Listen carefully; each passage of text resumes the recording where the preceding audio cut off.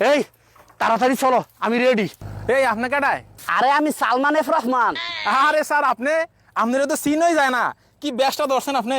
আরে দেশের পরিস্থিতি তো ভালো না, ধরতে পারলে একদম সুইচ চালাইব, এই জন্য এই ব্যাস ধরছি, দাড়িটারি সাইড চালাইছি। স্যার আপনি না কোরআন আর সহি হাদিস মানেন, আপনি তাই সাইড চালাইলেন?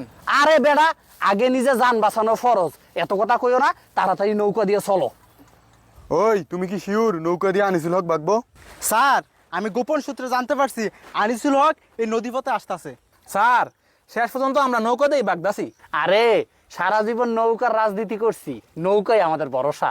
স্যার আপনি তো অনেক টাকা পয়সা কামাইছেন, শেয়ার বাজারটা লুট করে রাখাইছেন, আপনি তো বিদেশ যে ভালোই থাকবেন। তুই মনে হয় আমার থেকে কম টাকা মারছত, আমরা সবাই মারছি। দেশের থেকে কোনো রকম ভাগতে পারলে সবাই শান্তিতে থাকতে পারবো। স্যার ওই যে নৌকা দেখে জেনে যাইতেছে। আরে এটাই তো মনে হইতাছে। ওই নৌকা এদিকে আয়। মাঝি সাবধান, নৌকা